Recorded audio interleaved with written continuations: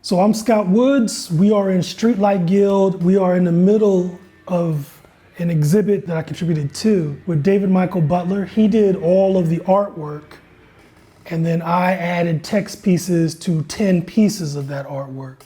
Early in the year, I saw this exhibit, or a version of this exhibit. It was very different, at another gallery. And it was like a pop-up situation. And when I saw it, I immediately told David, yo, if you want to do something else with that, let me know. Should I not be looking at the camera? I should be looking at you.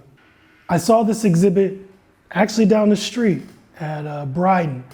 And it was kind of a pop-up situation. It was kind of thrown up. David was just really trying to get something out into the world real quick. I was familiar with pieces of this in other forms, but he had it all kind of in this large mural form.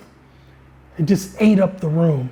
And I loved it. Like, I loved how immersive it was. Not in that fake immersive way that you do Da Vinci and stuff, right? So it was like powerful, and all of these black people just looming over you. Like, it's like you were in the company of gods on Mount Olympus. And I was like, yo, if you want to do something, let me know. And he hit me up almost immediately. We had already been talks about doing something. But when I saw this, I was like, this is the one. And so he brought it, he refigured it some more. Every time he touches this stuff, it changes. So he brought it over here. Wow. Put it on the walls, and I was like, yo, I would love to add text pieces to this. I think that would be dope. And David was down with that. He was like, yo, let's do it. And I didn't even really explain to him what it was gonna look like. I just knew that several pieces would get text pieces to go with them. And so he hung them up about, I would say, a month or so before we opened doors. And once the stuff is on the walls, I had to come through and then decide which sections would get a text piece. And then I had to decide what form the text would take. And it would be easy for me to just write 10 poems and call it a day. But I was like, nah, this deserves more intention and challenge.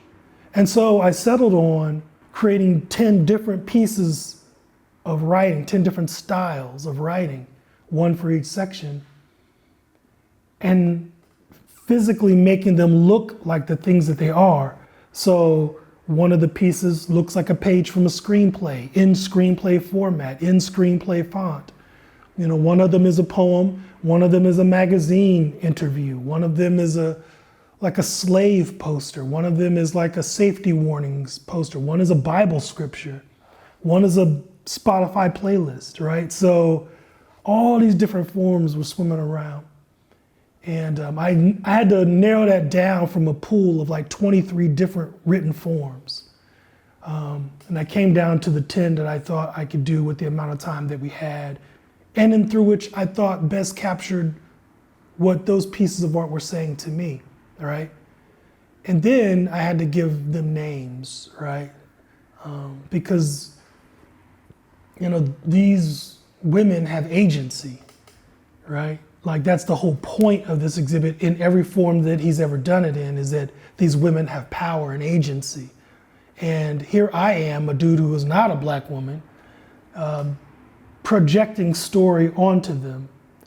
But to me, the projection is very mild because the work spoke to me and it asked for some particular story to be told, and I just had to figure out how to tell it.